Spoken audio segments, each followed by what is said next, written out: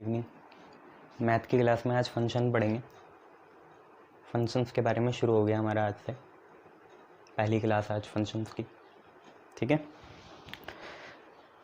आज आपको एक्सरसाइज भी मिल जाएगी रिलेशंस की। ठीक है, और आज जो स्टार्ट कर रहे हैं उसका नाम है फंक्शन। ओके, यस, ठीक है। तो देखते हैं फंक्शंस में होता क्या है। ठीक है, चलिए आप एक काम करिए, सेट आपको पता है तो हम दो सेट मान लेते हैं, सेट ए और सेट बी। ठीक है, हमने दो सेट मान लिए। ठीक है, इस सेट को मैं ऐसी फॉर्म में बना रहा हूँ, यहाँ पे भी ऐसी फॉर्म में बना रहा हूँ। ठीक है, ये दो सेट हो गए हम पे। ठीक है, इस सेट के जो एलिमेंट होंगे उनको एक्स कहा जाएगा और इस सेट के एलिमेंट को वाई या एफ एक्स कहा जाएगा। ठीक है, एफ एक्स क्या होता है? एफ एक्स एक ऐसा फंक्शन है जो एक्स पे डिपेंड करेगा, है ना। चलिए, पर ये फंक्शन और ये फंक्शन एक चीज़ नहीं है। ठीक है, अलग अलग चीज़ें हैं, थोड़ा समझेंगे। ठीक है, मैं आपको बोलता हूँ एक रूल है। रूल क्या है? एक रूल आपका ये है कि आपको जो एक्स है और जो वाई है उनके बीच में रिलेशन क्या है कि y जो होना चाहिए हमेशा x का स्क्वायर होना चाहिए। ये हम पे एक रूल है, अभी के लिए इसे रूल मानो कि y जो होना चाहिए x का हमेशा क्या होना चाहिए? स्क्वायर होना चाहिए। और हम एक काम करते हैं, x की जो वैल्यू है, x की वैल्यू वो 1 2 3 4 5 मान लेते हैं, ये चीज़ है। ठीक है, तो कुल मिला के बात ये है, दो सेट हैं हम पे, सेट ए और सेट बी। सेट ए के एलिमेंट्स को जनरली x कहा जाएगा, सेट बी के एलिमेंट्स को जनरली y या एफ एक्स कहा जाएगा। और आपको सेट x की बात बता रखी है, सेट x जो है या सेट a जो है उसमें जो x एलिमेंट है वो 1 हो सकता है, 2 हो सकता है, 3 हो सकता है, 4 हो सकता है, 5 हो सकता है, 5 हो सकते हैं। और साथ में रूल ये है कि जो y होगा मतलब जो सेट b के एलिमेंट होंगे वो x मतलब सेट a के एलिमेंट के स्क्वायर होंगे। तो ज़रा डाल के देखते हैं। देखें यहाँ पे हम एक बार रफ में यहाँ पे निकाल लेते हैं क्या क्या चीज़ें हैं, है ना। एक हम पे x है और साथ में हम पे y क्या है? y कितने के बराबर है? एक्स स्क्वायर के बराबर है। y को आप एफ एक्स भी लिख सकते हो। तो x की जर्नली हम पे वैल्यू क्या है? 1 है, फिर 2 है, फिर 3 है, फिर 4 है एंड देन 5 है। ठीक है, y कैसे आएगा? आपको जो भी x में वैल्यू दे रखी है उसका आपको क्या करना पड़ेगा? स्क्वायर करना पड़ेगा। तो सबसे पहले देखिए y क्या बना, 1 का स्क्वायर कितना? 1। देन y की वैल्यू कितनी आएगी? 2 का स्क्वायर कितना? 4। देन अगर x की जगह हम 3 डालें तो y की वैल्यू होगी 3 का स्क्वायर 9। देन अगर x की जगह हम 4 डालें तो y की वैल्यू होगी 4 का स्क्वायर 16। देन अगर x की जगह हम 5 डालें तो y होगा आपका 5 का स्क्वायर 25। नाउ आप यहाँ पे 1 2 3 4 5 लिख दीजिए और यहाँ पे 1 के करस्पॉन्डिंग कौन है? 1 ही है। 2 के करस्पॉन्डिंग कौन है y में? 4 है। 3 के करस्पॉन्डिंग कौन है? 9 है। 4 के करस्पॉन्डिंग फिर कौन है? 16 है। और 5 के करस्पॉन्डिंग फिर कौन है? 25 है। ये है आप पे। तो अभी तक आपको पता चला हम पे दो सेट थे, एक सेट ए था, एक सेट बी था, है ना। सेट ए के जो भी जनरल एलिमेंट होंगे उन्हें x बोलेंगे, सेट बी के एलिमेंट को y या एफ एक्स बोलेंगे। एक हमने रूल बना दिया कि जो y है मतलब जो पीछे वाला है वो आगे वाले का स्क्वायर होगा और आगे वाले आप 5 ही डाल सकते हो, 1 2 3 4 5। तो 1 का स्क्वायर 1 हुआ, 2 का स्क्वायर 4 हुआ, 3 का स्क्वायर 9 हुआ, 4 का स्क्वायर 16 हुआ, 5 का स्क्वायर 25 हुआ। चलिए, अब मैं आपको एक बात बताना चाहूँगा, इन पूरी चीज़ को, ये जो एलिमेंट्स हैं आप पे, ये जो जनरल x आई है आपकी वैल्यू, इनको आप बोलते हो प्री इमेज, जिसको हम फिजिक्स में ऑब्जेक्ट कहते हैं, उसे यहाँ प्री इमेज कहते हैं। तो प्री इमेज या इन्हें एलिमेंट बोलो। ठीक है, और इस चीज़ को हम बोलते हैं, जो सेट बी है, जो y और ये एफ एक्स आया, इसको हम बोलते हैं इमेज। क्या बोलते हैं? इमेज। अगर ये इमेज तो ये प्री इमेज, या अगर ये इमेज तो ये हम बोलेंगे एलिमेंट। ठीक है, अब सबसे मेन बात यह है कि जिस रूल के अकॉर्डिंग हमने सेट बी को भरा, सेट ए को रेफरेंस मान के, क्या बोला मैंने? जिस रूल के अकॉर्डिंग, ये जो रूल है जिसके अकॉर्डिंग हमने सेट बी की वैल्यूज़ डाली या y की वैल्यूज़ डाली या एफ एक्स की वैल्यू डाली, किसके करस्पॉन्डिंग? x की हर एक वैल्यू के करस्पॉन्डिंग। जैसे 1 से हमें 1 मिला, 2 से हमें 4 मिला, 3 से हमें 9 मिला, 4 से हमें 16 मिला, 5 से हमें 25 मिला। तो जिस रूल के अकॉर्डिंग हमने ये टेबल भरा है, इसी रूल को हम फंक्शन कहते हैं। क्या कहते हैं? फंक्शन कहते हैं। आई बात समझ में? तो फंक्शन क्या है? फंक्शन एक ऐसा रूल है जो सेट ए के एलिमेंट्स को सेट बी के एलिमेंट से क्या करे? रिलेट करे, रिलेशन बनाए।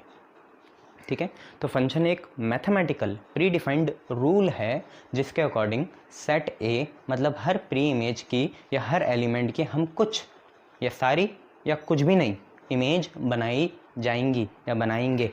ठीक है, तो जिस रूल के अकॉर्डिंग हुआ उसे हम फंक्शन कहते हैं। तो आज से y equal to x square हमारा क्या हो जाएगा? फंक्शन हो जाएगा। आई बात समझ में? तो फंक्शन की डेफिनेशन क्या है? तो फंक्शन की एक सिंपल सी डेफिनेशन है कि function is a rule which relate जो रिलेट करता है, रिलेशन बनाता है, which relate pre image to image, जो प्री इमेज को इमेज से जोड़ता है, या हम ये बोल सकते हैं और set A to set B, जो सेट ए को सेट बी से भी रिलेट करेगा उसको भी हम क्या बोलेंगे? फंक्शन बोलेंगे। ठीक है, इतनी बातें थी। चलिए, बहुत बढ़िया। तो आपने फंक्शन समझ लिया। अब मैं 2-3 बातें आपको और बताना चाहूँगा कि ये जो सेट ए है इसको क्या बोला जाता है? तो ये जो आपका सेट ए है, ये पूरा सेट ए जो है इसको हम बोलते हैं डोमेन, DOMAIN, डोमेन बोलते हैं। आई बात समझ में? चलिए, बहुत बढ़िया। एंड इसके बाद अगर हम ये देखें कि सेट बी की एलिमेंट्स की जो वैल्यू आई सेट ए के करस्पॉन्डिंग, जैसे 1 की वैल्यू यहाँ पे कितनी है? 1 है। या आप थोड़ा स्पेसिफिक हो जाओ, जो 1 प्री इमेज है उसकी इमेज कितनी है? यहाँ 1 है। जो 2 प्री इमेज है उसकी इमेज कितनी है? 4 है। जो 3 प्री इमेज है, प्री इमेज, उसके यहाँ इमेज कितनी है? 9 है। जो 4 प्री इमेज है उसके यहाँ इमेज कितनी है? 16 है। और जो 5 प्री इमेज है उसके यहाँ इमेज कितनी है? 25 है। तो ये जो इमेजेस का सेट बन रहा है, किसका सेट? इमेजेस का सेट बन रहा है, जो इसे हम रेंज कहेंगे। कोडोमेन क्या होता है वो अलग चीज़ होती है, अभी बताऊंगा। ठीक है, कोडोमेन। ठीक है, ये सारी चीज़ें हो गई। अच्छा, इसके बाद हम एक और चीज़ देखेंगे, यहीं पे लिख लेते हैं डोमेन क्या है। तो domain is set of pre image. Pre image का सेट जो होता है उसे डोमेन कहते हैं। और रेंज क्या है? Range is a set of elements of या सेट ऑफ इमेजेस। ये आप पे आ गया। ठीक है, तो पूरी चीज़ें थी ये। ठीक है, देखो अच्छे से, पॉज करो, रिवाइंड करो, दोबारा समझो और आगे बढ़ेंगे। चलिए, बहुत बढ़िया।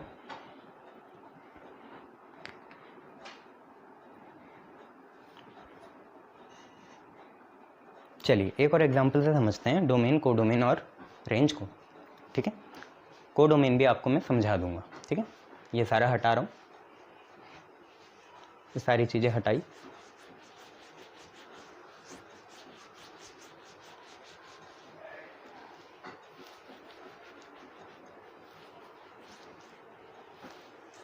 चलिए, एक एग्जांपल लेते हैं इसको समझने के लिए। लेट हम पे सेट ए जो है वो है 1, then 2, then 3, then 4। Okay, and set B जो है हम पे वो है 1, then 4, then 9, then 16 and then 25। तो एक ऑड वन आउट आपने देख ही लिया होगा बच्चे से। देखते हैं इसका होगा क्या। और हमने बोला एक फंक्शन है जो ए को बी से कैसे रिलेट कर रहा है। एक फंक्शन है जो ए को बी से कैसे रिलेट कर रहा है, ए को बी से कर रहा है ना, तो वो होता है फंक्शन। ठीक है, जो ए को मतलब जो प्री इमेज को इमेज से रिलेट करे वो होता है हमारा फंक्शन। ठीक है, और जो इमेज को प्री इमेज से करे, उल्टा, जो प्री इमेज को इमेज से करता है उसे तो आप नॉर्मली फंक्शन कहते हो, और जो इमेज को प्री इमेज से करेगा उसे आप बोलते हो इन्वर्टिबल फंक्शन।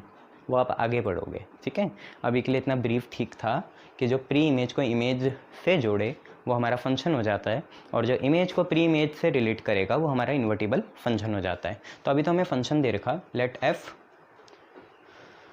ये, ठीक है, एफ इज़ सच दैट कि ए बिलोंग्स टू बी या A is related to B. और बेटा ये सिंबल याद रख लेना, ई ई होता है सच दैट आज से हमने सिंबल लगा दिया, पहले हम ये यूज़ करते थे, है ना। आज से ये है कि सच दैट अगर ए के एलिमेंट सारे क्या होते हैं, एक्स होते हैं, और बी के एलिमेंट सारे क्या होते हैं, वाई होते हैं, तो वाई स्क्वायर कितने के बराबर होगा, एक्स के बराबर होगा, है ना। क्योंकि ए पहले था इसलिए मैंने एक्स भी पहले ही लिखा, ठीक है, ऐसा है, ठीक है।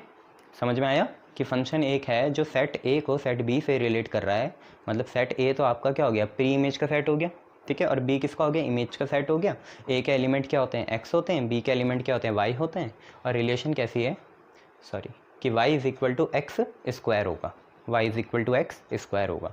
तो ज़रा बना के देखते हैं यहाँ पे और यहाँ पे, इसको बोल देते हैं सेट ऑफ ए, इसे बोल देते हैं सेट ऑफ बी। अब आपको पता है ए में सारी प्री इमेजेस आती हैं, मतलब क्या आएगी, एक्स आएगी, और यहाँ पे क्या आता है, वाई आता है। वाई कितने के बराबर होता है, एफ एक्स के, और आज वाई हमेशा ही एफ एक्स के बराबर होता है। Y is a function of x. आप खुद ही देखिए वाई, आप खुद ही देखो वाई किस पे डिपेंड कर रहा है, एक्स पे। कैसे डिपेंड कर रहा है, आज एक्स स्क्वायर। तो y is equal to x square आपको दिया है, और y is equal to f x हमेशा ही होता है। चलिए रूल के अकॉर्डिंग देखते हैं, यहाँ पे एक छोटा सा टेबल बना लेंगे, x और y की करस्पॉन्डिंग वैल्यू लिखते जाएंगे रूल के अकॉर्डिंग, है ना। रूल क्या है कि जो y है वो x का क्या होना चाहिए, स्क्वायर। तो अगर x 1 हुआ तो x का स्क्वायर क्या होगा, 1 ही होगा। 1 का स्क्वायर कितना होता है, 1 होगा, और वही y की वैल्यू होगी, क्योंकि y ही x स्क्वायर है। तो अगर x 1 है, यहाँ मैं 1 डालूँ तो y की वैल्यू कितनी आएगी, 1 का स्क्वायर कितना, 1। अगर x की वैल्यू मैं 2 डालूँ तो 2 का स्क्वायर कितना आएगा, 4। मतलब x की वैल्यू 2 डालने पे 2 का स्क्वायर कितना आया, 4। ऐसी x की वैल्यू 3 डालूंगा तो 3 डालने पे 3 का स्क्वायर कितना आया, 9 आया। तो y की वैल्यू कितनी हो गई, 9 हो गई, ठीक है। एक और डाल देते हैं यहाँ पे, 4 का स्क्वायर कितना होगा, 16 होगा।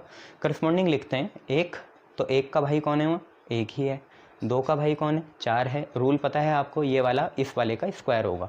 3 का कौन भाई है, 3 का भाई 9। 4 का कौन भाई है, 16। अच्छा 25 किसी का भाई नहीं है, 25 किसी का भाई नहीं है, पर 25 हो गई सेट बी में, क्योंकि हमने सेट ए और सेट बी बनाने थे। तो 1 2 3 4 लिखा, और 1 4 9 16 25 लिखा। देखो एक की तो एक से रिलेशन है, अगर एक हमारा यहाँ पे प्री इमेज है तो ये क्या है, इमेज है। 2 का स्क्वायर 4 होता है, 4 हमारी इमेज हो गई, 2 हमारी प्री इमेज हो गई। 3 का स्क्वायर 9 होता है, 3 का स्क्वायर 9 होता है, 9 हमारी इमेज हो गई, 3 हमारी प्री इमेज हो गई, और 4 का स्क्वायर 16 होता है, ठीक है। तो जो रिलेशन में आ रहे हैं ना, जो रिलेशन में आ रहे हैं, जैसे अगर मैं यहाँ पे वही पुराना वाला कार्टेशियन प्रोडक्ट बनाऊँ, जो किसको रिलेट कर रहा है, ए को बी से रिलेट कर रहा है। तो ए को बी से रिलेट करने वाले में पहले एक्स लिखते हैं, फिर कौन लिखते हैं, वाई। तो पहले तो देखो 1 और 1 की रिलेशन है तो हमें लिखना पड़ेगा 1, 1। फिर 2 और 4 की रिलेशन है तो हमें लिखना पड़ेगा 2, 4। फिर 3 और 9 की रिलेशन है तो हमें लिखना पड़ेगा 3, 9। फिर 4 और 16 की रिलेशन है तो हमें लिखना पड़ेगा 4, 16। तो ये तो हमारा कार्टेशियन प्रोडक्ट हो गया। अब ध्यान से समझो, कार्टेशियन प्रोडक्ट में जो आगे वाले हैं, कार्टेशियन प्रोडक्ट में जो आगे वाले हैं, मतलब एक्स जो हैं वो आपके डोमेन होंगे। आई बात समझ में, दोबारा सुन लो। कार्टेशियन प्रोडक्ट जो बना, इसमें आगे वाले जो हैं एक्स वाले, वो आपके डोमेन होंगे। तो आपको समझ में आ गया, आपका डोमेन जो है, डोमेन आपका क्या आया, डोमेन आपका आया, आगे वाला पहला क्या है, 1 है, दूसरा क्या है, 2 है, तीसरा क्या है, 3 है, चौथा क्या है, 4 है। तो डोमेन आपके ये आ गए, ठीक है। और कार्टेशियन प्रोडक्ट में जो पीछे आ रहे हैं, मतलब वाई वाले, वो आपकी रेंज हो जाएगी, ठीक है। कार्टेशियन प्रोडक्ट में जो पीछे आ रहे हैं वाई वाले, वो आपकी क्या बन जाएगी, रेंज बन जाएगी। तो हम यहाँ पे रेंज लिखेंगे, रेंज। तो रेंज आपकी क्या हो जाएगी, पहले में 1, दूसरे में 4, तीसरे में 9, चौथे में 16। 1 4 9 और 16, क्लियर है। तो सर कोडोमेन क्या है, कोडोमेन पूरा सेट बी होता है। कोडोमेन क्या होता है, सेट बी होता है पूरा। इसमें रूल नहीं देखते, रूल के हिसाब से आगे वाले डोमेन होंगे, पीछे वाले रेंज होंगे। एक्स वाले डोमेन और रेंज वाई वाले, या प्री इमेज वाले आपके क्या होंगे, डोमेन, और इमेज वाली आपकी क्या होगी, रेंज होगी। अब अगर हम कोडोमेन लिखें तो 1 आएगा, यस, 4 आएगा, सारे लिखने, 9 आएगा, यस, 16 आएगा, यस, 25 आएगा, यस, ये है, ठीक है। 25 ऐसी इमेज है जिसकी कोई प्री इमेज नहीं है, हाँ, नो प्री इमेज, कोई इसकी प्री इमेज नहीं है। होती तो लिख देते, क्या होती थी, प्रिडिक्ट करो, 5 होती थी। 5 का स्क्वायर कितना होता है, 25, पर आज नहीं है, तो इसकी कोई प्री इमेज नहीं है, ठीक है। तो क्या हमेशा ही ये चीज़ होगी, हाँ हो सकती है, हमेशा आप ये चीज़ याद रखना कि जो कोडोमेन होगा, कोडोमेन वो या तो बराबर हो सकता है ना, या बड़ा हो सकता है। किससे? रेंज से। रेंज कभी भी बड़ा नहीं होगी कोडोमेन से। इसका मतलब आपको ये पता चला रेंज जो है वो सबसेट है। Range is a subset of codomain. Codomain, पर बच्चों कोडोमेन कुछ और नहीं होता, सेट बी होता है। तो आप बोलोगे range is a subset of किसका? बी का, सेट बी का। ये आप लोग याद रखना बात है ना। कोडोमेन हमेशा ही बड़ा होगा। आज भी देखो 25 उसमें ज़्यादा है। ठीक है, गुड। चलिए शाबाश, आगे बढ़ते हैं और देखते हैं नई चीज़।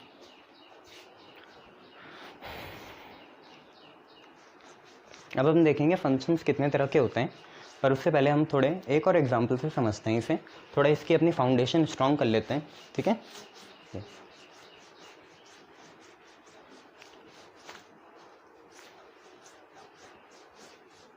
ओके, एक और एग्जांपल लेके देखते हैं।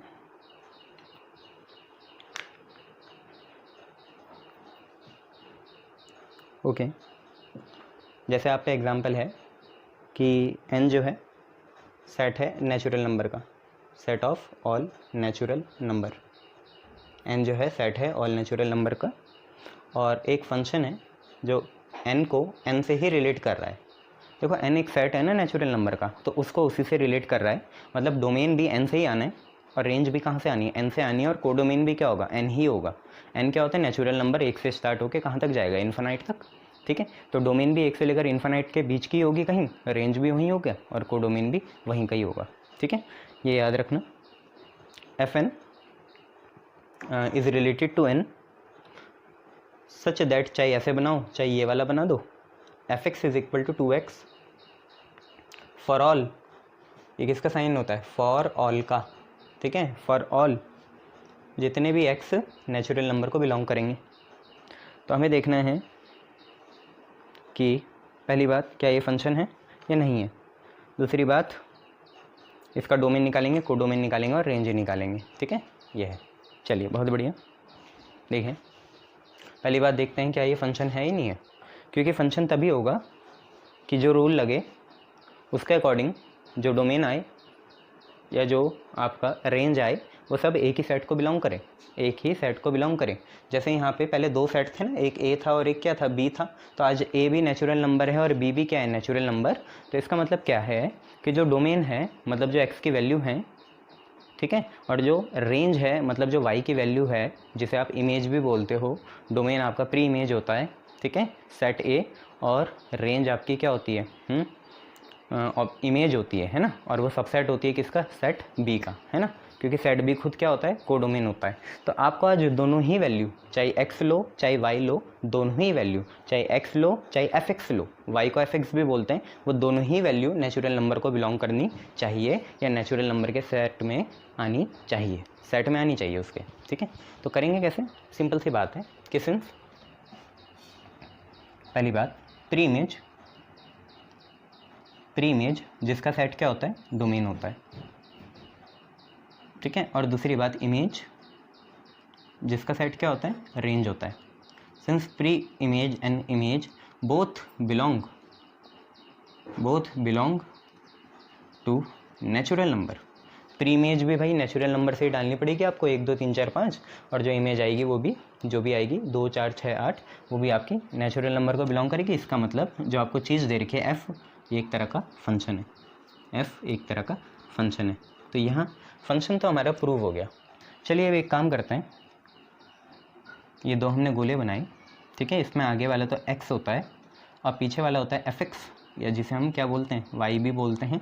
और आज हमें रूल के अकॉर्डिंग कितना बोल रखा है? 2 बोल रखा है। और आपको ये भी पता है कि x जो है नेचुरल नंबर को बिलोंग करेगा, तो y भी नेचुरल नंबर को ही बिलोंग करना चाहिए, क्योंकि अभी हमने प्रूव करा कि जो प्री इमेज होती है मतलब x, और जो इमेज होती है मतलब y, दोनों ही क्या है? नेचुरल नंबर को बिलोंग करेगी। तो हम शुरुआत करते हैं। सबसे छोटा नेचुरल नंबर क्या होता है? रूल देखते रहना। सबसे छोटा नेचुरल नंबर 1 होता है। ठीक है, तो 1 की वैल्यू y में मतलब इसमें डालनी पड़ेगी। तो f1 कितना आएगा? 2 × 1 कितना? 2 आ गया। फिर अगर हम x की वैल्यू 2 डालें तो यहाँ पे 2 रखें तो 2 × 2 कितना? 4 आएगा। ठीक है, तो y हमेशा दुगना होगा x के। ठीक है। फिर अगर हम 3 डालें तो F3 2 इंटू 3 कितना होगा 6 होगा। फिर अगर हम 4 डालें तो F4 मतलब 2 इंटू 4 कितना होगा 8 होगा, और ऐसे ये चलता रहेगा। ठीक है, ऐसे ये चलता रहेगा। क्लियर है? चलिए, बहुत बढ़िया। यहीं से आपको पता चला कि जो आपका डोमेन है, मतलब जो आपने वैल्यू डाली x की, वो शुरुआत होगी 1 से, then 2, then 3, then 4 and so on, ऐसे ही चलती रहेगी। ठीक है, डोमेन तो आपका चलता रहेगा। इसके बाद अगर आप रेंज देखोगे तो रेंज देखिए 1 से नहीं है, 2 से स्टार्ट है, देन 4 है, देन 6 है, देन 8 है, and then it goes on, ऐसे चलती रहेगी। आई बात समझ में? अच्छा, और को डोमेन क्या होगा? को डोमेन तो भाई सेट बी होता है। अब ध्यान से देखिए, आप खुद देखिए, सेट बी मतलब ये n, और n मतलब नेचुरल नंबर ही। आपको समझ में आया? आगे वाली चीज़ क्या होती है डोमेन, पीछे वाली चीज़ क्या होती है को डोमेन या रेंज? को डोमेन होती है ना सेट बी। सेट बी क्या होगा? को डोमेन। अब क्योंकि को डोमेन खुद ही नेचुरल नंबर है तो यहाँ हम n लिख देंगे। तो सर आप मुझे एक बात बताइए कि जो डोमेन था, कि वो जो डोमेन था, डोमेन भी तो 1 से स्टार्ट हुआ और इन्फिनाइट तक जाएगा, और 1 से इन्फिनाइट तक तो नेचुरल नंबर होता है। तो यस डियर, यहाँ पे डोमेन भी नेचुरल नंबर है और को डोमेन भी क्या है? नेचुरल नंबर है। बस रेंज में फ़र्क है, क्योंकि रेंज एक गिवन रूल के अकॉर्डिंग आती है। ठीक है, डोमेन में कोई रूल नहीं होता और को डोमेन में भी कोई रूल नहीं लगता। रूल का जो सफरिंग होती है या रूल जो अप्लाई होता है वो किस में होता है? रेंज में होता है। ठीक है, ये बात आप लोग याद रखना। शाबाश।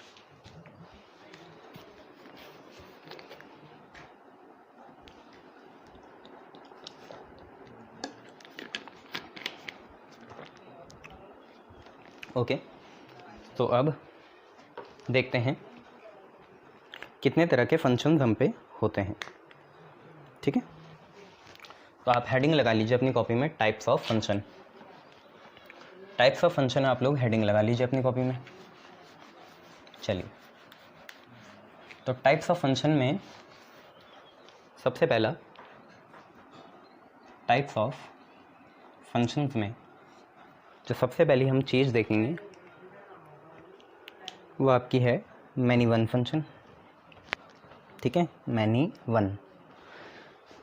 अच्छा, जो भी फंक्शन आएंगे ना, उसमें जो पहला वर्ड होगा फंक्शंस में, जैसे टाइप ऑफ फंक्शंस आएंगे, उसमें जो पहला वर्ड होगा वो हमेशा आपका डिनोट करेगा डोमेन को। ठीक है, और जो पीछे वाला है, पीछे वाला दूसरा वाला, जैसे पहला वर्ड हो गया, जैसे 2 आएंगे many one, one one, into, onto. ठीक है, तो इसमें जो पहला वर्ड है वो हमेशा डोमेन को डिनोट करेगा बस। पीछे वाला रेंज को भी कर सकता है और कोडोमेन को भी कर सकता है, क्योंकि ज़्यादा फ़र्क होता नहीं है रेंज और कोडोमेन में। ठीक है, तो पहला फंक्शन देखिए आपका क्या है? Many one. Many one, many one, many one. ठीक है, मैनी वन जरा समझते हैं। हमने मान लिया कि हम पे ए और बी 2 सेट्स हैं और दोनों ही बिलोंग करते हैं इंटीजर को। ए और बी दोनों सेट हैं, मतलब जेड का तो या इंटीजर के सबसेट होंगे, पर अपने आप में भी इंडिविजुअल सेट हैं। तो ए और बी हम पे 2 सेट हैं और ये सबसेट को इंटीजर वाले सेट को बिलोंग कर रहे हैं, जिसे हम जेड से डिनोट करते हैं। ठीक है, एन को नेचुरल नंबर का सेट होता है, जेड होता है इंटीजर का सेट, और आर होता है रियल नंबर का सेट। ठीक है, आर रिलेशन के लिए भी यूज़ करते हैं, तो need not to be confuse. ठीक है, ए और बी 2 सेट हो गए। अब हम एक काम करते हैं, एक रिलेशन बनाते हैं, दोनों रियल नंबर इंटीजर को बिलोंग कर रहे हैं, और एक रिलेशन है कि f x is equal to x square हो। F x is equal to क्या हो? एक्स स्क्वायर हो। या आप इसे ऐसे भी लिख सकते हो कि कोई फंक्शन है वो ए को बी से ऐसे डिनोट कर रहा है या रिलेट कर रहा है, कोई फंक्शन ए को बी से ऐसे रिलेट कर रहा है कि सच दैट कि x square is equal to y. ठीक है, कि वाई एक्स स्क्वायर हो, वाई तो एफ एक्स ही होता है ना, तो या तो आप ये यूज़ करो या तो ये यूज़ करो। अब देखिए, हम टेबल बनाते हैं ऐसे, आगे वाली चीज़ ए, पीछे वाली चीज़ बी। ए होता है एक्स, बी होता है एफ एक्स या वाई, जो भी आप बोलो, और जो कि आज कितना है? एक्स स्क्वायर है। तो बच्चे क्योंकि ये इंटीजर है तो मैं आपसे एक चीज़ चाहता हूँ कि यहाँ -1 लिखो, फिर आप 1 लिखो, फिर आप ये 2 लिखो, 3 लिखो, 4 लिखो, 5 लिखो। ठीक है, यहाँ पे 1 लिखो, 4 लिखो, 9 लिखो, 16 लिखो और 25 लिखो। ये आपने चीज़ें लिखी और ज़रा देखेंगे कि अब रिलेशन किन किन के बीच में बन रही है। ठीक है, किन किन के बीच में रिलेशन बन रही है। तो आप देखिए रिलेशन क्या है। रिलेशन कुछ ऐसी है, ध्यान से देखना। रिलेशन क्या है कि अगर x x है तो y कितना है, x² है। तो देखिए मैंने x की पहली वैल्यू डाल रखी -1 और दूसरी डाल रखी 1। ठीक है, फिर मैंने वैल्यू डाल रखी 2, फिर मैंने वैल्यू डाल रखी 3, फिर मैंने वैल्यू डाल रखी 4, फिर मैंने वैल्यू डाल रखी 5। ठीक है, 2, 3, 4 और 5 ये हमने वैल्यू डाल रखी है।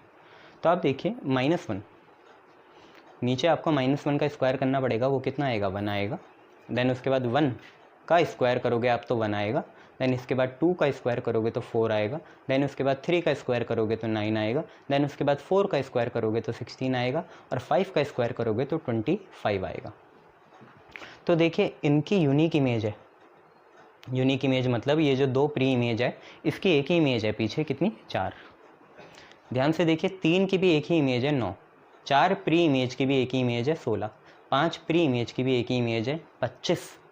पर दिक्कत हो गई कि इनको अब एक ही बनाएं अगर, क्योंकि 1 ही तो है, एक ही बार लिखा जाएगा। तो -1 जो हमारा प्री इमेज है उसकी भी इमेज 1 है और +1 जो हमारा प्री इमेज है उसकी भी इमेज 1 है।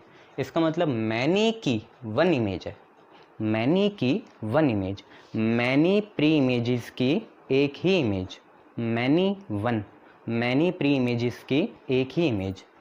तो ये जो मैनी है, 2 हैं, इनकी एक ही इमेज है 1।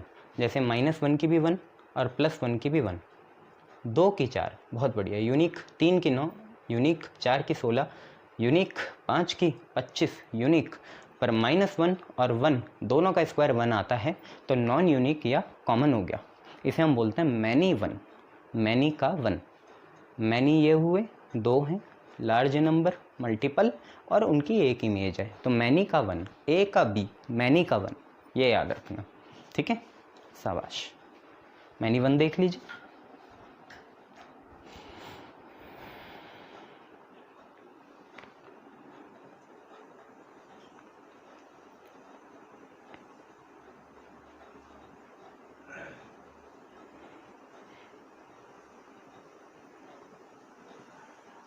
तो इसको लिखेंगे क्या, लिख लें, फॉर्मेलिटी है कि a function is called many one, क्योंकि जब तक आपको ये कंसेप्ट नहीं आएंगे तब तक क्वेश्चन उठाने का कोई फ़ायदा नहीं है ना। a function is called many one if 2 or more than 2 elements of set A, जिसको हम क्या बोलते हैं, प्री इमेज बोलते हैं। If 2 or more than 2 elements of set A, that is आपकी pre image, pre image, pre image have 1 common element, have 1 common element या image, या तो कॉमन एलिमेंट बोल लो या आप क्या बोल लो, इमेज बोल लो। और कहाँ मिलेगी वो, सेट बी में मिलेगी। तो इसे मैनी 1 कहते हैं। क्या बोलते हैं, मैनी 1। ओके, चेक करिए, मैनी 1 कहते हैं इसे। चलिए बहुत बढ़िया, मैनी 1 आप लोगों ने समझ लिया। ठीक है, बहुत बढ़िया। चलिए अब एक काम करते हैं, अब इसी का कॉम्प्लीमेंट फंक्शन देखते हैं जिसे हम बोलते हैं 1 1। नाम ही बता रहा है वो 1 1 मतलब क्या है कि एक की एक हो या डिस्टिंक्ट हो या यूनिक इमेज हो। हर एक प्री इमेज की एक यूनिक इमेज मिले तो उसे 1 1 कहेंगे। ठीक है, हाँ चलिए उस 1 1 को भी देखेंगे। तो हम क्या करेंगे, इनको हटा देंगे। चलिए हटा दिए। ए और बी अभी भी 2 सेट हैं। ठीक है, ए और बी अभी भी 2 सेट हैं, पर वो बिलोंग कर रहे हैं नेचुरल नंबर को। ठीक है, और रिलेशन वही है, तो नेचुरल नंबर में -1 नहीं आ सकता, 1 ही आएगा। नेचुरल नंबर में -1 क्यों आएगा, 1 ही आएगा। यहाँ पे भी 1 रहेगा, सीधा एक ही एलिमेंट होगा, ठीक है। क्या जरूरत है, वही x और वही y होगा, तो 1 का स्क्वायर 1 आएगा, 2 का स्क्वायर 4 आएगा, 3 का स्क्वायर 9 आएगा, 4 का स्क्वायर 16 आएगा और 5 का स्क्वायर 25 आएगा। 1 1 एक की एक इमेज की एक इमेज का एक प्री इमेज या एक प्री इमेज की एक इमेज यूनिक है। तो हम बोलेंगे अ फंक्शन इज कॉल्ड 1 1। एक फंक्शन को हम 1 1 कब बोलेंगे, इफ़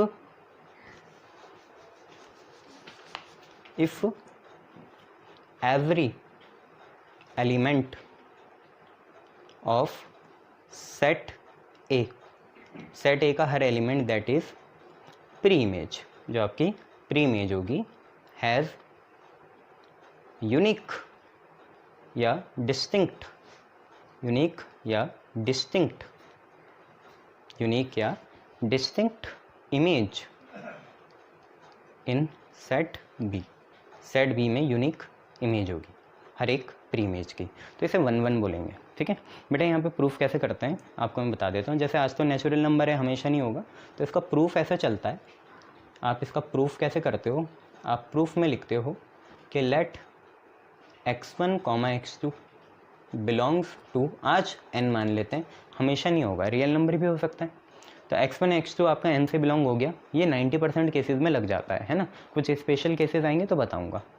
तो x1 x2 n को बिलोंग करता है और सच दैट आपको ये दे रखा अभी के लिए कि fx1 आपका fx2 के बराबर है। तो अगर आपको ये चीज़ गिवन है fx1 is equal to fx2 और आप यहाँ ले आए, इसे कुछ भी करके यहाँ ले आए कि x1 कितने के बराबर है, x2 के बराबर है, कुछ भी करके अगर आप यहाँ ले आए कि x1 कितने के बराबर है, x2 के बराबर, तो आपका प्रूव हो जाएगा कि ये जो आपका फंक्शन है ये 1 1 फंक्शन है। और 1 1 का एक और नाम है बेटा, इंजेक्टिव। क्या नाम है, इंजेक्टिव। इंजेक्टिव भी इसका नाम होता है, ठीक है। तो देखो ये 1 1 इंजेक्टिव।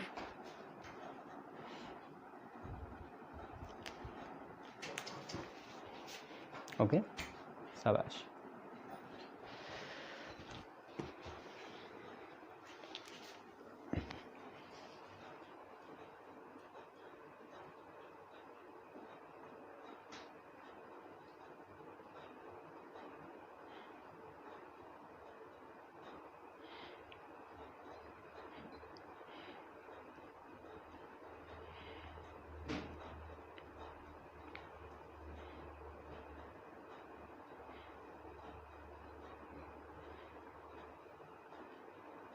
चलिए, बहुत बढ़िया।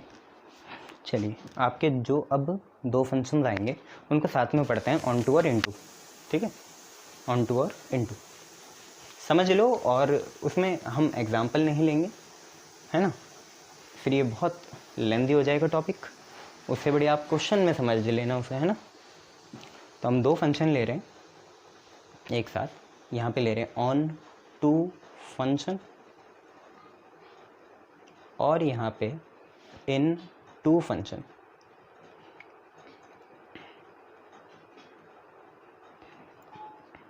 ऑन टू और इनटू में फ़र्क क्या है, जरा आप देखिए कि ऑन टू में क्या होना चाहिए कि दैट फंक्शन, जो हमारा ऑन टू फंक्शन है, कि दैट फंक्शन, या आप लिख लीजिए इन दैट फंक्शन। इस फंक्शन में क्या होना चाहिए कि फॉर एनी प्री इमेज, कोई भी प्री इमेज हो, प्री इमेज कहाँ मिलती है, सेट बी में मिलती है, मतलब आपकी रेंज, मतलब आपका y, मतलब आपका fx, ये जो सारी चीज़ है कि कोई भी प्री इमेज हो, सारी चीज़ें लिख दी मैंने। प्री इमेज क्या होता है, कहाँ मिलती है, सेट बी में, मतलब रेंज के अंदर, मतलब y, मतलब fx। रेंज लिख लो, कोडोमेन लिख लो, बात एक ही है कि ऑन टू फंक्शन में क्या होना चाहिए कि किसी भी प्री इमेज की एटलीस्ट, प्री इमेज थोड़ी होगा, इमेज होगा, हाँ, for any image, image sorry बच्चों, इमेज होगा, है ना। हाँ, कहाँ था, हमें यहाँ था कि कोई भी जो इमेज हो, इमेज का मिलेगी आपकी सेट बी में मिलेगी, जिसे हम रेंज भी कहते हैं या वाई बोलते हैं या एफएक्स बोलते हैं। तो ऑन टू फंक्शन में क्या होगा कि कोई भी अगर हमारी इमेज हो, कोई सी भी इमेज आप उठाओ, तो एटलीस्ट उसका एक प्री इमेज होना ही चाहिए, एटलीस्ट उसका एक प्री इमेज होना ही चाहिए। क्या आपको ये मैनी वन का उल्टा लग रहा है? मैनी वन में क्या था, दो या दो से ज़्यादा प्री इमेज की एक ही इमेज थी, दो या दो से ज़्यादा प्री इमेज की एक ही इमेज थी। जबकि यहाँ क्या पूछ रहे हैं कि एक इमेज की, सेट बी एक इमेज की एटलीस्ट, कम से कम मतलब एक भी चलेगी, दो भी चलेगी, तीन भी चलेगी, 10 भी चलेंगी।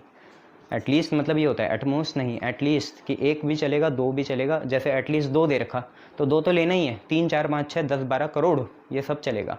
एटलीस्ट 100 दे रखा तो 100 से नीचे नहीं जाना, 100 से ऊपर जाना है, 100 101 102 1000। तो एक इमेज की एटलीस्ट मतलब जितना बोल रखा है, जैसे एटलीस्ट 1 तो 1 भी चाहिए, 2 भी चाहिए, 3 भी चाहिए। एटलीस्ट 5 बोल रखा तो 5 भी चाहिए, 6 भी चाहिए, 7 भी चाहिए। तो एटलीस्ट कुछ तो एक से ज़्यादा प्री इमेज होनी ही चाहिए। जबकि वहाँ क्या था मैनी वन में, 2 प्री इमेज की एक ही इमेज। जबकि यहाँ क्या पूछ रहे हैं, एक इमेज की कम से कम एक से ज़्यादा या एटलीस्ट एक तो प्री इमेज होनी ही चाहिए। तो यहाँ पे क्या बोला, in that function for any image जो सेट बी में है, there exist eight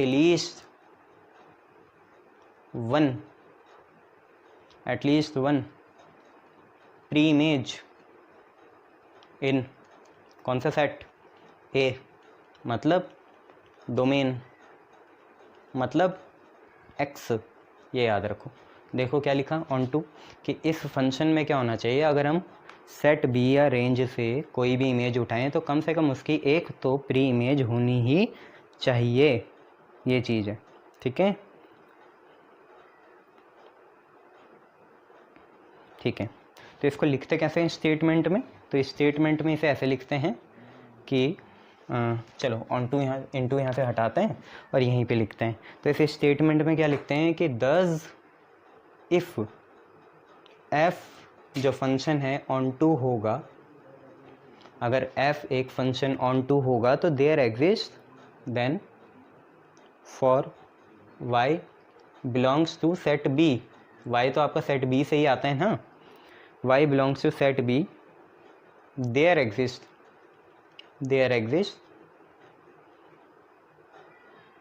eight least. बच्चों एक हमसे गलती हुई, जो मैं सच दैट का सिंबल बोल रहा था ना, सच दैट का सिंबल नहीं होता ये देयर एग्जिस्ट का सिंबल होता है, तो प्लीज़ इसे करेक्ट कर लें। देयर एग्जिस्ट, ये सिंबल जो होता है ई, ये देयर एग्जिस्ट का होता है। तो देयर एग्जिस्ट को हम ई भी लिख सकते हैं, at least one element x belongs to A such that, वही पुरानी बात कि x के आगे एफ एक्स बनाऊँ या x के आगे f लगाऊँ तो ये y आना चाहिए। ये चीज़ सिंपल सी बात, ठीक है।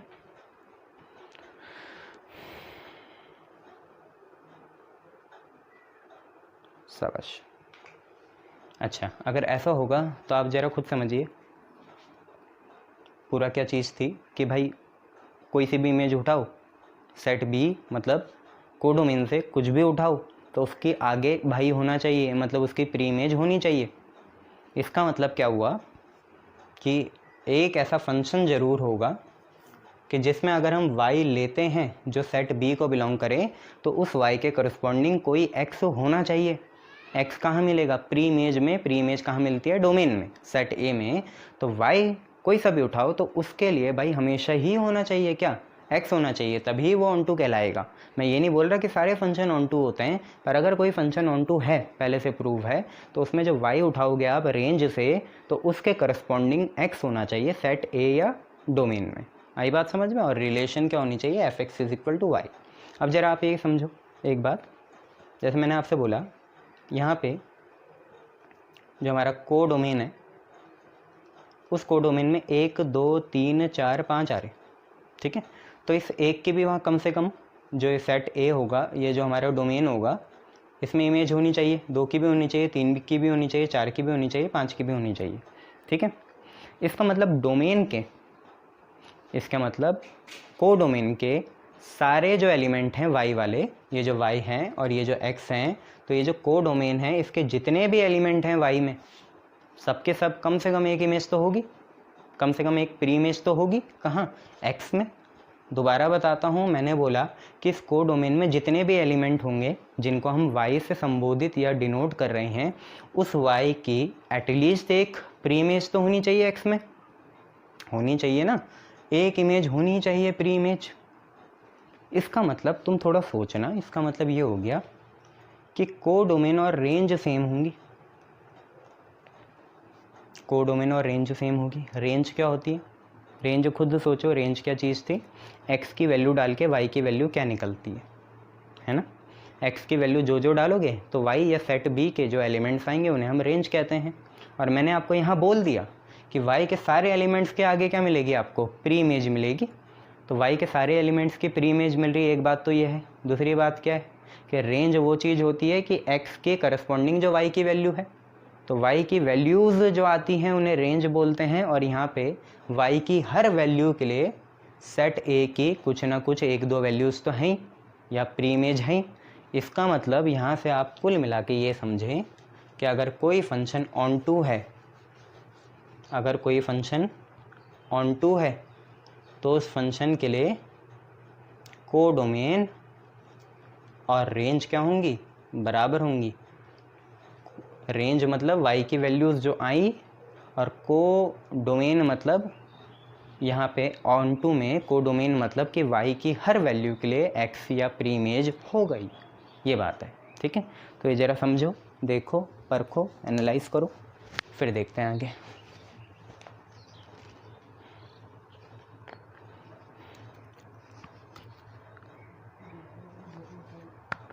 ठीक है, समझ में आ गया ना? कोडोमेन होता ही क्या है? सेट बी होता है, बताया था ना आगे।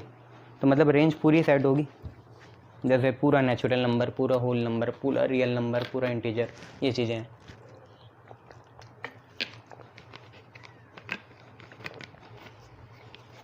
देख लो,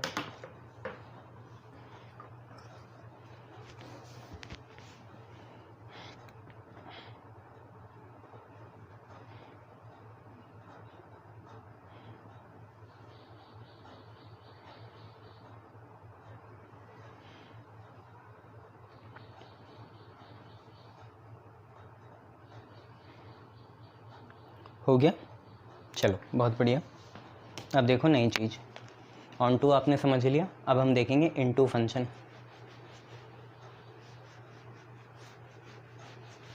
ऑन टू में क्या है कि y जितने भी हैं सेट B में, उन सब की क्या होनी चाहिए? एक एटलीस्ट एक प्री इमेज होनी चाहिए।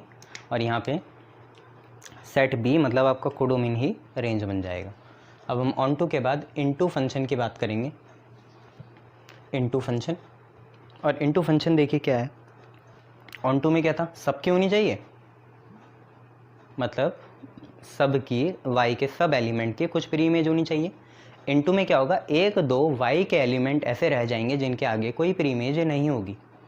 ठीक है, मतलब इनटू फंक्शन क्या है कि 1-2 आपको fx या y जो सेट B में मिलेंगे डोमेन कोडोमेन में या रेंज में, वो 1-2 ऐसे निकलेंगे कि आगे उनकी कोई प्री इमेज नहीं होगी।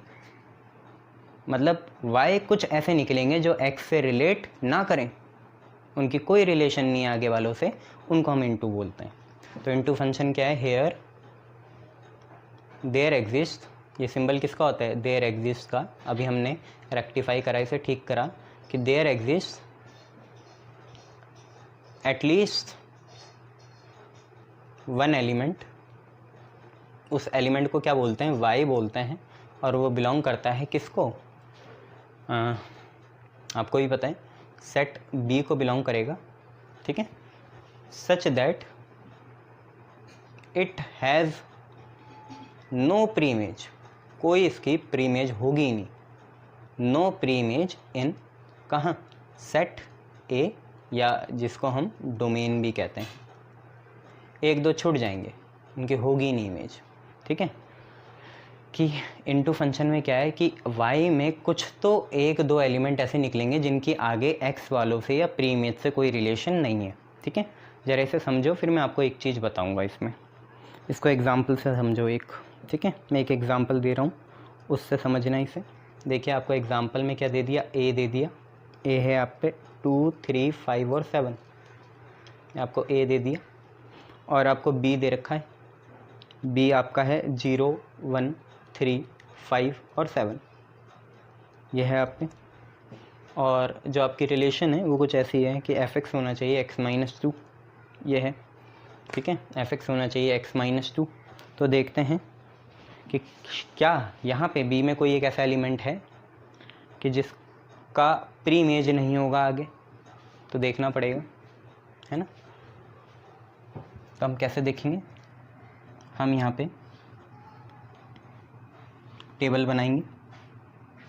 टेबल में यहाँ x रहेगा और यहाँ पे y रहेगा, और y मतलब f(x), इसकी वैल्यू कितनी है x-2। x की वैल्यू डाल के देखेंगे, एक रह जाएगा आगे, है ना, देखेंगे।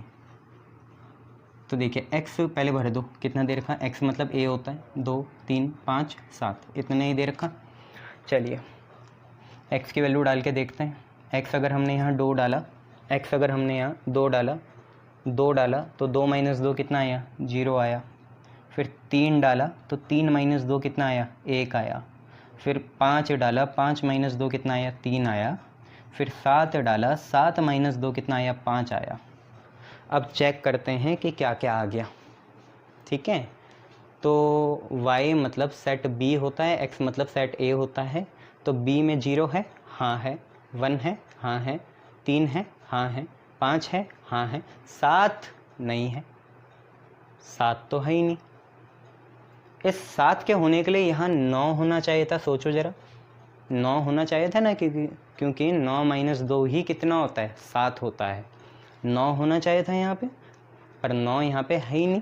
तो मतलब एक ऐसा y निकल गया, एक ऐसा 7 या एक ऐसा y निकल गया सेट B में कि जिसके लिए आगे कोई प्री इमेज नहीं है। आपको पता है इसकी प्री इमेज 9 होगी। जब सेट A में 9 होता तो 9 - 2 7 आता। ठीक है, तो 7 के लिए प्री इमेज नहीं है, नहीं है। यही फंक्शन हो गया इनटू फंक्शन। आई बात समझ में, 9 है ही नहीं, उसके करस्पॉन्डिंग कोई प्री इमेज नहीं है, तो ये इनटू फंक्शन हो गया। आई बात समझ में, इनटू फंक्शन हो गया। अब ज़रा खुद समझो, अगर यहाँ पे सिर्फ ये होता 5 होता, क्या होता, 5 होता, तो ये ऑन टू भी कहलाता, ऑन टू कहलाता ना, कि एटलीस्ट एक तो हो, तो एक तो है, इसकी ये है, इसकी ये है, इसकी ये है, इसकी ये है, इसकी ये है, इसकी तो नहीं है, ये 4 तो हैं, तो ऑन टू कहलाता। दूसरी बात देखो, 1 1 है, एक की एक ही है, एक की एक ही है, तो इंजेक्टिव भी कहलाता। दो चीज़ें भी हो सकती हैं, 1 1 ऑन टू भी हो सकता है, बहुत सी चीज़ें 1 1 के साथ क्या हो सकती है, ऑन टू भी हो सकती है। आई बात समझ में, चलो बहुत बढ़िया। अब मुझे एक बात बताओ कि यहाँ पे 7 था ना, ओरिजिनली था, अगर ये पूरी चीज़ देखें 7 इंक्लूड करके, अगर ये पूरी चीज़ देखें इनटू फंक्शन के लिए 7 इंक्लूड करके, तो पूरा सेट B क्या होता है, कोडोमेन होता है बच्चों। क्या होता है, कोडोमेन होता है। और सेट B के वो एलिमेंट सिर्फ जो A के साथ जुड़े हैं या रिलेटेड हैं, जैसे A के 2 के साथ B का 0 जुड़ा है, 2 के साथ 0 जुड़ा है, 3 के साथ 1 जुड़ा है, 5 के साथ 3 जुड़ा है, 7 के साथ 5 जुड़ा है। तो ये जो चीज़ होती हैं 0 1 3 5 जो यहाँ से आई, ये आपका रेंज हो जाता है, ये आपकी क्या हो जाती है, रेंज हो जाती है। तो अब आप मुझे बताओ, ऑन टू में तो क्या था, ऑन टू में वही सेट B था और वही रेंज थी, कोई फ़र्क ही नहीं था, रेंज भी वही थी और कोडोमेन या सेट B भी वही था। क्या यहाँ पे भी ऐसा है, नहीं, यहाँ पे आप खुद ही देखिए, कोडोमेन बड़ा है, कोडोमेन में 7 भी आ रहा है जबकि रेंज में 7 नहीं आ रहा है। तो इसका मतलब रेंज यहाँ कोडोमेन नहीं है, तो क्या है, रेंज सबसेट है, सबसेट है किसका, कोडोमेन का। रेंज यहाँ पे कोडोमेन का क्या है, सबसेट है, जबकि वहाँ रेंज और कोडोमेन क्या थे, सेम थे। इनटू फंक्शन में रेंज जो है कोडोमेन का क्या हो जाएगी, सबसेट हो जाएगी। ये आपको बात याद रखनी है। ओके, शाबाश।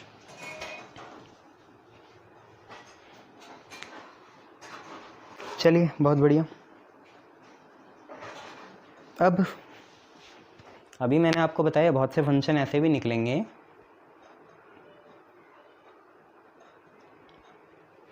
कि जो 1 भी होंगे और ऑन टू भी होंगे, या 1 भी होंगे और इनटू भी होंगे।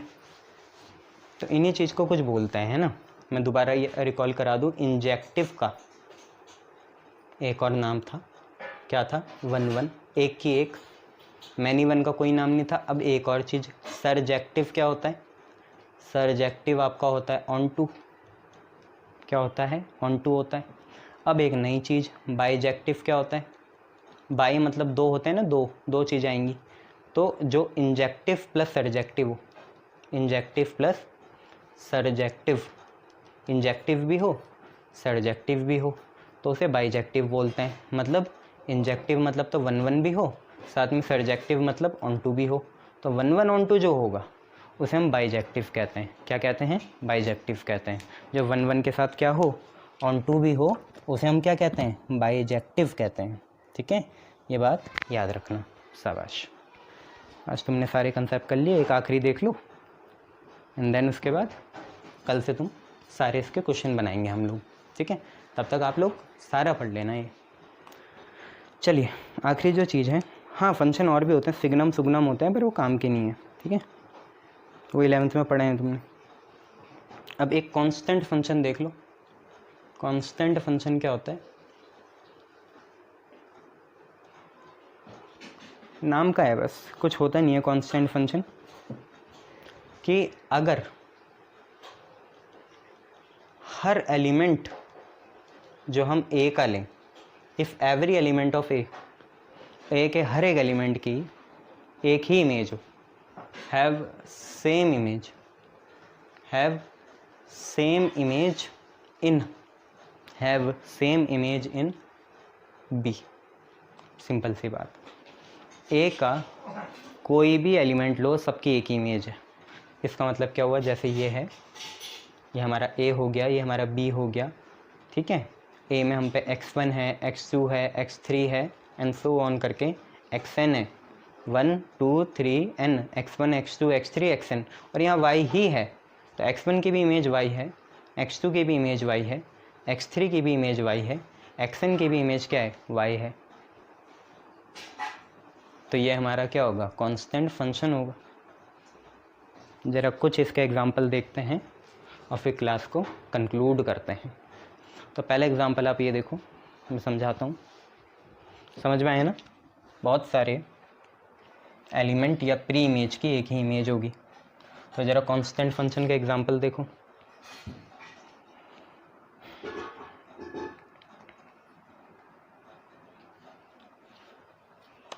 पहला एग्जांपल क्या है, सेट ए जो है 2 को बिलोंग कर रहा है, -1, 1। ठीक है, और सेट बी बिलोंग कर रहा है सिर्फ 1 को। ठीक है, और रिलेशन है fx = x²। ठीक है, तो अगर हम 2 सेट बनाएं, एक ए का बनाएं और एक बी का बनाएं, आपको पता है ए क्या होता है, प्री इमेज होता है, और बी क्या होता है, इमेज होता है।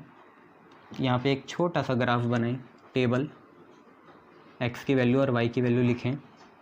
y आपको पता है fx होता है, और y की वैल्यू कितनी है, x² है। x के हम पे 2 वैल्यू हैं, एक है -1 और एक है +1। ज़रा -1 का स्क्वायर करो, कितना आएगा, 1 आएगा, और +1 का भी स्क्वायर करो, कितना आएगा, 1 आएगा। इसका मतलब y की एक ही वैल्यू है, कितनी, 11 थोड़ी है, वो 1 है।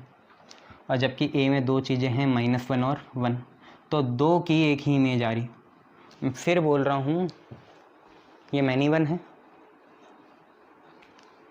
मैनी वन है, बताओ। मैनी वन में एक चीज़ है, मैनी वन में क्या है कि अगर मान लो मैनी वन में 2 चीज़ें हैं, x1 x2, x1 dash x x2 पहले मैं मैनी 1 बता दूँ। और हुआ क्या है, यहाँ पे 2 एलिमेंट है 1 और 2, कहाँ b में, और यहाँ a है।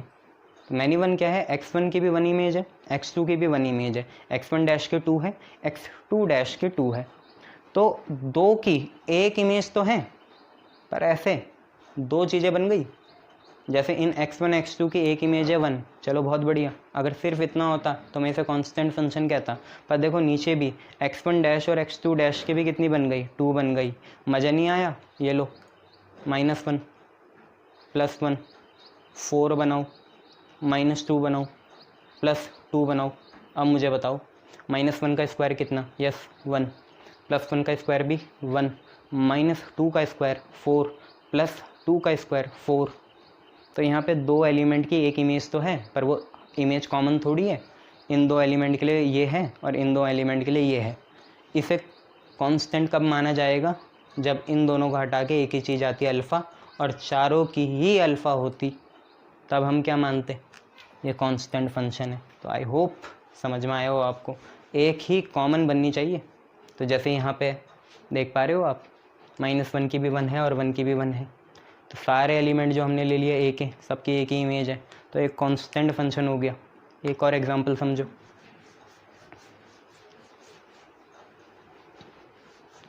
अब मैं आपको एक फंक्शन बता देता हूँ, greatest integer function. Greatest integer function क्या है, वो greatest integer function, greatest integer function, उसे हम इससे डिनोट करते हैं ऐसे। ज़रा समझो क्या चीज़ है, ध्यान से देखो। 1.2 लिखा प्लस का ना, ग्रेटेस्ट इंटीजर लगेगा तो 1 बनेगा। 1.3 लिखा 1 बनेगा। 1.9 लिखा 1 बनेगा, 1 ही बनेगा। ध्यान से देखो, ट्रेंड पकड़ो। 1.2 1, 1.3 1, 1.9 1, तो 1.4 5 6 7 8 सब 1। अब दोबारा देखो, 2.2 2, 3.3 3, 2.7 7, 3.1 3, सॉरी 2.7 2, 3.1 3। तो मतलब जब पॉजिटिव हो, क्या हो, पॉजिटिव, तो पॉइंट को भूल जाओ, पीछे वाले को भी भूल जाओ, आगे वाला लिख दो। जैसे पॉजिटिव है ना, आगे कुछ नहीं है, तो पहला नंबर देखो 1 तो 1, 1 तो 1, 1 तो 1, 2 तो 2, 3 तो 3, 2 तो 2, 3 तो 3। ये आपका ग्रेटेस्ट इंटीजर फंक्शन होता है। ज़रा इसे एक और बार देखो नेगेटिव में क्या होगा, ध्यान से देखो। ये लिख लिया, अब देखो माइनस लगा दूँ, क्या लगा दूँ, माइनस। तो ध्यान से देखना क्या बनेगा, -1 के एक बाद क्या आएगा, -2 आएगा।